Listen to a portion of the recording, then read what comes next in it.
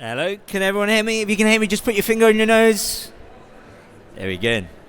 Now I know you hear me. Alright, before we kick off, I do want to ask a question. How many of you feel like it's a hard time to be in L&D right now?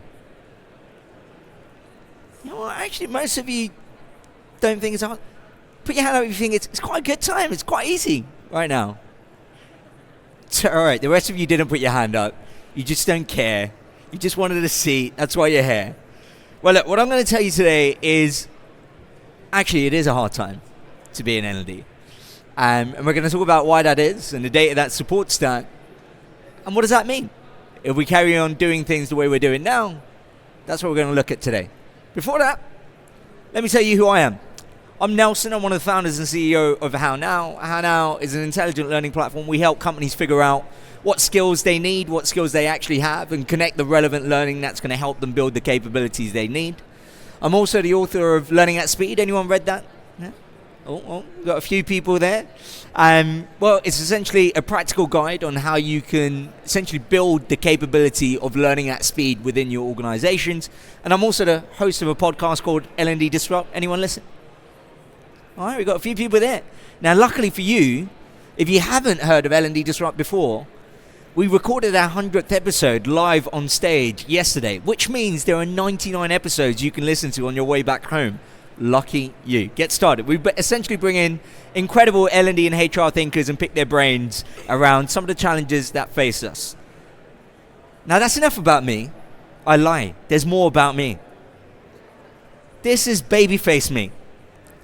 Some of you might think that was a very, very long time ago. It actually isn't. I've just aged really, really badly. But this era of me is what I call pre-product market fit era. How many people here know what product market fit is? Yeah, a few people. So product market fit is this idea that when you start a business and you're building a product, the first thing you need to achieve is product market fit. That is building a product that people actually want and need. And the whole idea of product market fit is you keep tinkering and keep iterating until you get to a point where you have a product people actually want. So how do you know when you get to product market fit? Now, if you go online and you search, how do you know when you get to product market fit? If you read some of the articles about this concept, you would think they were talking about love. It's so abstract. No one will actually tell you how you know when you're at product market fit. They'll tell you, you just know. You just know when you find love, same way with product market fit. It's this idea that you've built something people want so much that you can't build it fast enough for how much people want it. Now, with product market fit, the whole idea is until you find product market fit, you don't scale things. Now, why the hell am I talking about product market fit? Because once I started working with a lot of L&D and people leaders, I realized that actually there's something in this idea that you can apply to the world of L&D. And that's where in my book I talk about this idea of learning challenge fit. Now, what is learning challenge fit? Really, what we're trying to do in L&D is essentially identify a business challenge that needs solving and essentially design learning experiences that are going to solve that challenge. And until we can solve that challenge, we don't have learning challenge fit. And if you don't have learning challenge fit, it means you're wasting resources. You've got learning out there, but it's actually not solving the intended business challenge, which means you're just wasting time, money, and resources. So really, the whole idea is before you start scaling resources, it's to focus on how do you achieve learning challenge fit or keep iterating until you get there. Now, this is where I introduce this idea called the learning flywheel. Now, what the learning flywheel is, it's these two loops that feed into each other.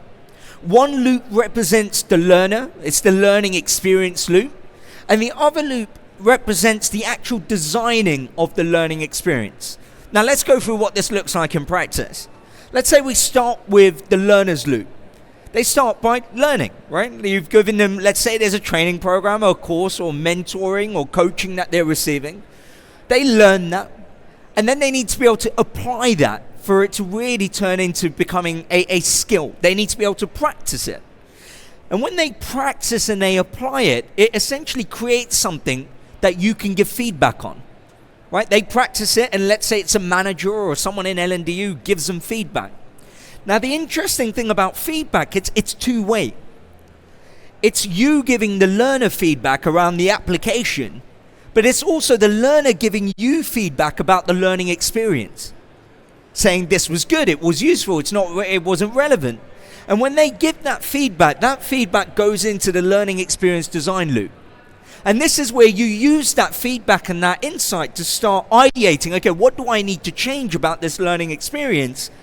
And then that goes into, okay, now based on that feedback and the insights and the ideas I've generated, I'm now going to build something, resources and experience, and now I'm going to test that out. And the testing out means we start the learning loop again. Now, why do I call this a flywheel? Because much like a flywheel, to turn it the first time round, it's hard. It takes a lot of effort. But the more you go through the loop, the more feedback you get. And the more feedback you get, now the closer you get to the thing that's going to help you achieve learning challenge fit. So actually with every turn, it gets easier and easier and faster, helping you get to learning challenge fit. Now here's the problem. It's quite a lot of manual effort to run through this loop on both sides. There's a lot of coordination of tools and systems. You need a bunch of humans to make that judgment around what does that feedback mean? What can I learn from that feedback? And so quite often L&D teams don't do this. They don't put this into practice. They don't try achieving learning challenge fit. And the teams who do it and do it really well and do achieve learning challenge fit, they often find it hard to scale it because it takes so much effort.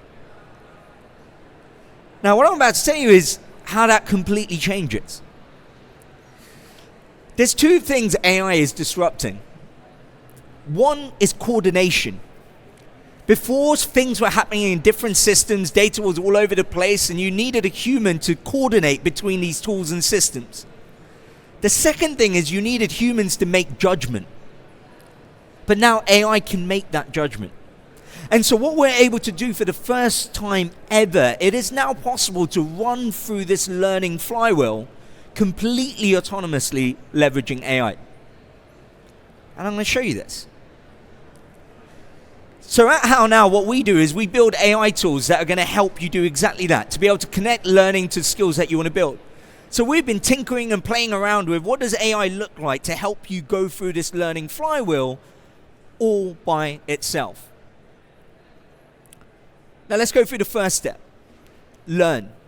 Now what AI is able to do is pre-generative AI, you would have only been able to personalize down to the level of a course or a small micro learning that was 5 minutes. But with AI, that changes the game. The atomic unit you can personalize down to is so granular. The very next word that's about to come out of AI is personalized to exactly you. We've never had personalization of that level before. Now, what that means is now when you deliver a learning experience on the fly, AI is able to adapt that to your role. So let's say we're teaching presentation skills. The way the examples, the analogies I might use for someone who's in engineering and wants to learn presentation skills versus someone who in sales who wants to learn presentation skills is very different. Now, as a human, if you were designing that learning, it would be very hard for you to adapt it at that scale, but AI can do that on the fly right now and make it relevant and meaningful to me. What it's also able to do is take in the context of the industry, the organization that you work in. It's able to adapt to your tone, the depth, the difficulty to deliver that learning experience, and it's doing that all instant. The next step of it is practice. Quite often we find it hard to create opportunities for people to be able to practice in a safe space. If you skip this stage in the learning flywheel, what you're essentially doing is you showed someone a video of how to ride a bike and then you asked them, do you know how to ride a bike? Yeah, they can tell you the steps of how to ride a bike because they watched the video, but that doesn't mean if you gave them a bike, they'll actually be able to ride it. That's why practice is important, because that's the equivalent of you giving them a bike, getting them on that bike and letting them practice in a safe space. Now, what AI is able to do is dynamically create practice scenarios that are tailored to your context, the level of ability that you have. And it's able to create a scenario that actually evaluates your application of your skill. And then we go to feedback. And this is where, how many times have you waited around to get feedback from your manager? And often that's the thing that delays your learning and growth in your organization. Well, now what AI is able to do is instantly use the application of your skill to evaluate your ability and give you instantly meaningful and useful feedback. Now, not only is it giving you feedback, but based on your interaction, it's also receiving feedback around what it needs to do better. So if you've not improved that well, it will learn from that and go, okay, I need to do something different because this person is not getting better at this particular skill. So that feedback then goes back into the next part of looking at the ideate, build, and test.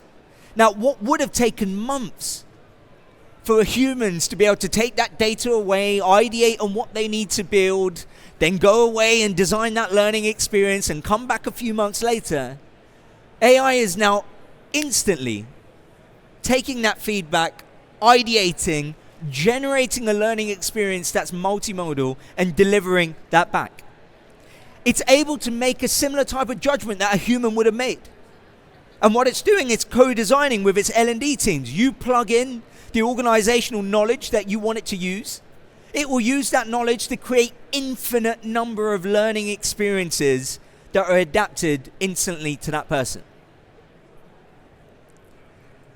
It's doing all of this in a single conversation at scale, in the flow, in a conversation. What we're seeing right now is AI is changing learning technology from systems of content and systems of record to systems of action. These are systems that are actually doing things, not just storing things.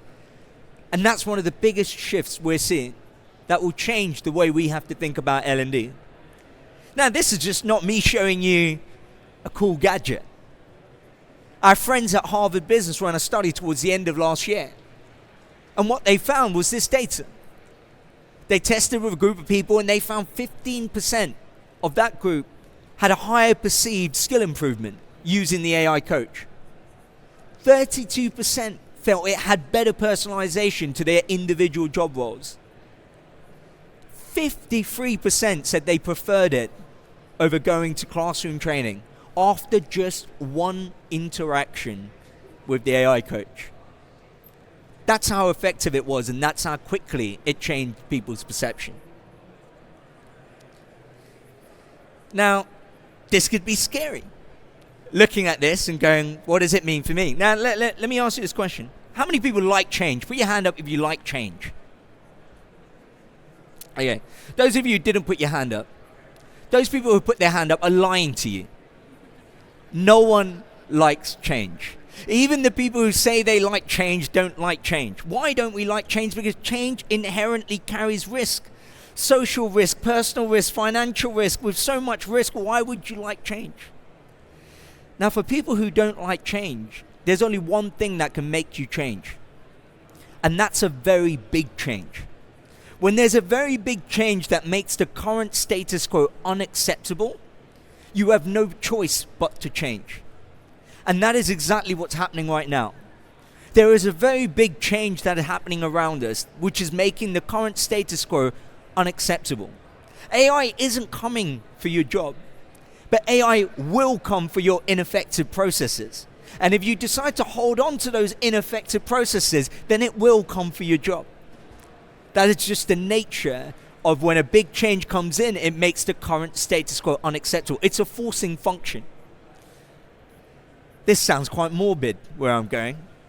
But I'm hoping the next half of what I'm about to share, which is the 7 transformations that we're seeing in the most successful and effective L&D teams navigating this change, gives you a bit of hope and a bit of optimism for what we can do. So what does this mean for you? What does a new role of L&D look like? The first change is around you're now the architects of an ecosystem and not an event. Now, what do I mean by that? Just reflect on this. If the business changed the direction, the businesses you work for right now changed its direction overnight, could the system and strategy you've built adapt overnight, or would you have to start from scratch?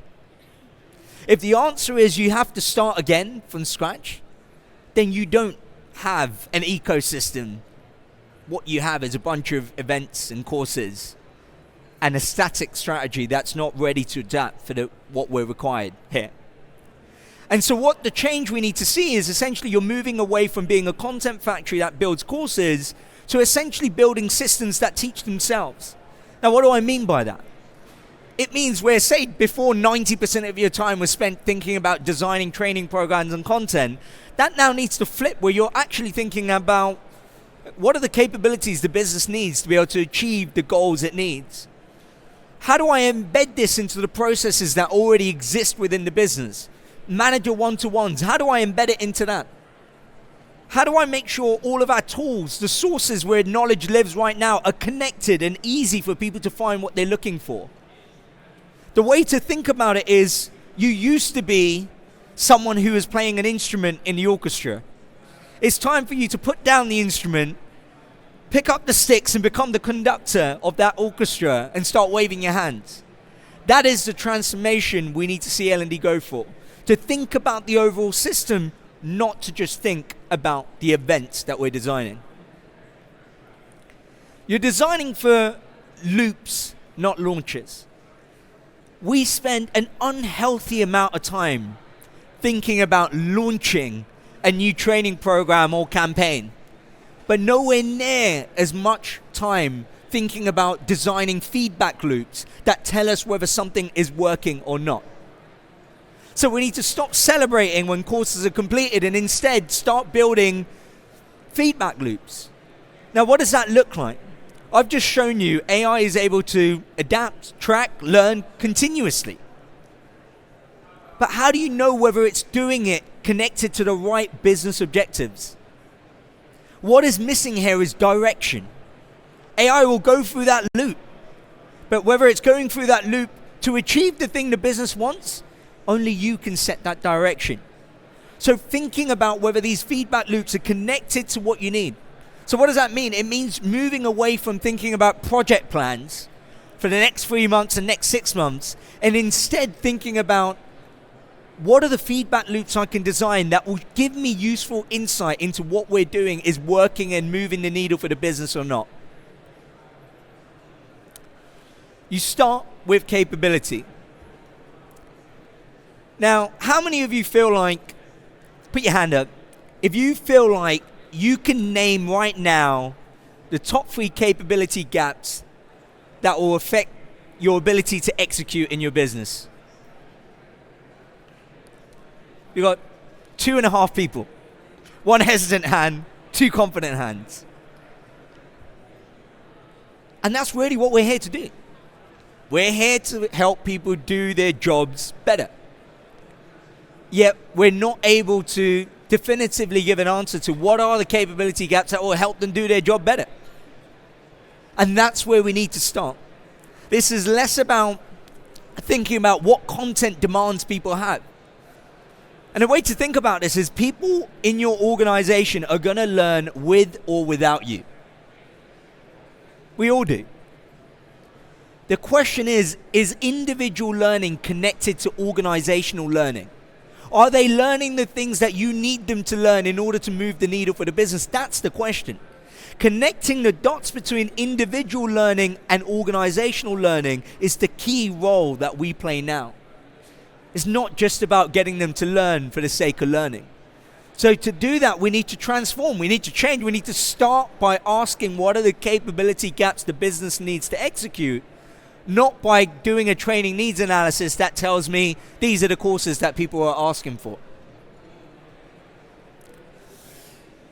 Now, this is where quite often what we find is learning is perceived as an interruption from work in many organizations, rather than something that feels like it's deeply integrated into work. And one of the reasons for that is we right now organize L&D around a curriculum, instead of organizing learning around moments that matter. Now, what are moments that matter? I talk about this in my book, but moments that matter are essentially the moments where if you connected someone with meaningful learning, it will shape their performance. It's before I have my first one-to-one. That's a moment that matters. You give me the right learning for that moment that matters, it can shape my performance. Just before I jump on a sales call, that is a moment that matters. You give me the right learning, that can shape the way that sales call goes. You can shape my execution in the business.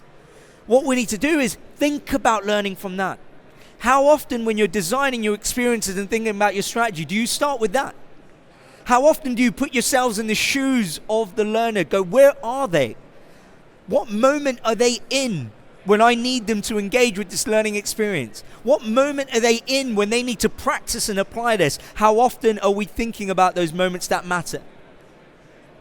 And then if we start thinking about it from the lens of moments that matter, what we start doing is we stop seeing managers as gatekeepers for deciding whether people in their team can go and learn.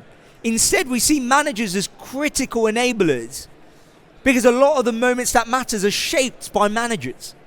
And so they become a key conduit for us to be able to connect learning in a meaningful way. Then the next one is scaling judgment, not knowledge.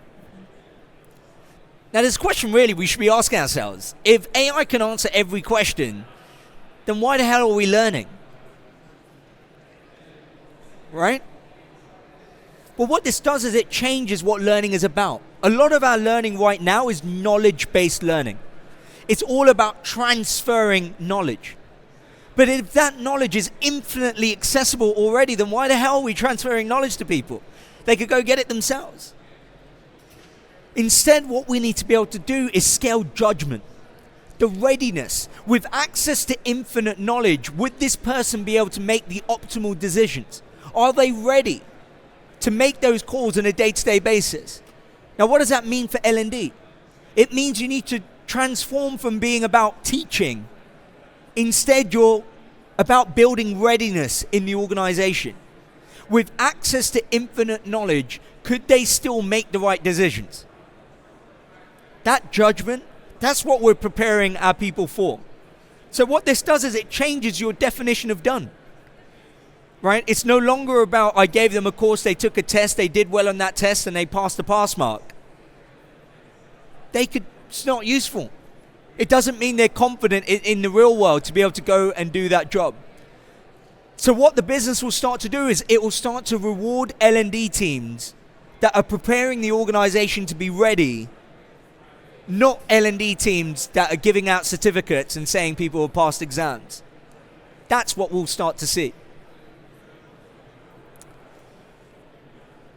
Put your hand up if you feel like you think about your own learning as much as you think about other people's learning. Again, there's about 5, 6 people. So what that tells me is most people don't, and this is quite common. I ask this question a lot in an audience full of L&D professionals.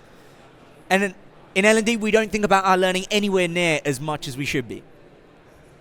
We don't drink our own Kool-Aid. We're all about everyone else's learning and what everyone else needs to develop. Now, that needs to change. And what that means is the team needs to change. That doesn't mean the people in the team need to change. The capabilities of an L&D function needs to change, where we're building the capability to improve other people's capability rather than building the capability to design programs and create content. When everyone else needs reskilling in the organization, why would we think we don't need reskilling? It applies to us too. So where most L&D teams right now are built like content factories, and you can tell this, because if you look at the AI and L&D report that came out, the most common use case of AI is AI content authoring. That doesn't tell you a lot about AI. It tells you a lot about the L&D teams. They're built like content factories, so they're buying the tools that are going to help the content factory. But if they were built to build capabilities, then you would look for AI that was going to help you understand the capabilities that you need in the organization. You would be thinking about, is the team built around moments that matter? Is the team structured around leadership readiness and sales execution? And a key one for me is the type of skill set L&D people need to have. How many people are familiar with this idea of T-shaped skills? There are a few people. T-shaped is the idea that you've got breadth across a wide range of topics, but you've got deep knowledge in one. What I'm starting to see a move is this move towards cross-skilling, where we're moving towards M-shaped skills. Now, what that means is you've got a broad set of understanding, but now you've got depth of understanding in multiple areas. So as an L&D person, you need to deeply understand, how are you going to market this learning? Are you able to understand and infer what the data is telling you?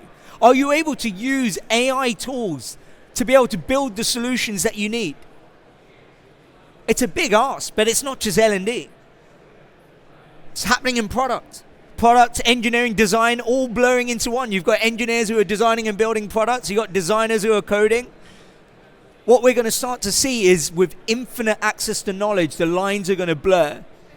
And so the skills that L&D teams need to have will need to change.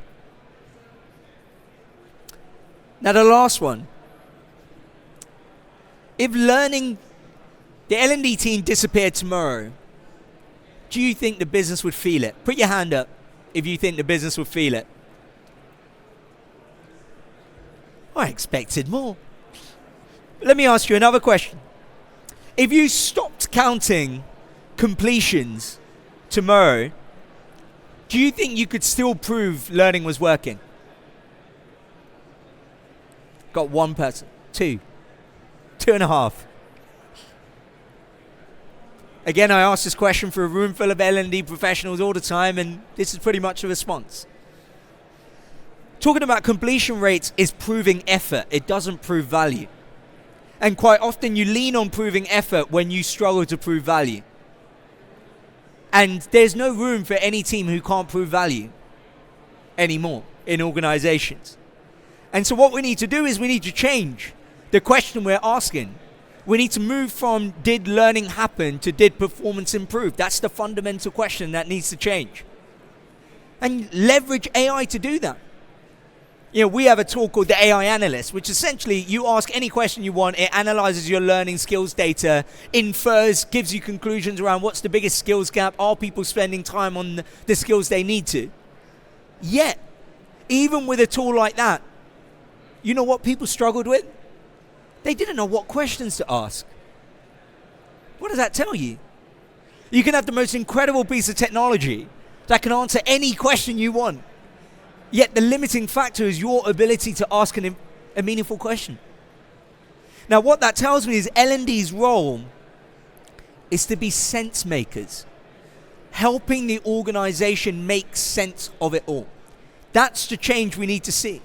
How do you help me turn these insights into actions that I can take in an organization as an executive or a leader? We need to start owning the outcome, not just the enablement piece. And so how do we help the rest of the organization? What does this mean? What questions could you be asking? That's really what we need to be thinking about. Are we helping the organization make sense of it all? They're the 7 transformations we're seeing across organizations we work with. Now, you could do nothing about that, or you could do something about that. And it really does come down to you. And a good example of this is a lot of people I know use ChatGPT for the first time when you could go in and create images. And at that time, you would have seen most of the world were creating Studio Ghibli versions of themselves. Now again, they went to the most powerful piece of technology that was around at that time, and they could have created any image they want. Yet, most humans chose to create a Studio Ghibli version of themselves because everyone else created a Studio Ghibli version of themselves. Again, that tells you more about the human than the technology. It's down to you whether you decide to do something or not. The reality is, AI is going to redesign L&D. The question is whether you're part of it or you're not. And that's a decision only you can make.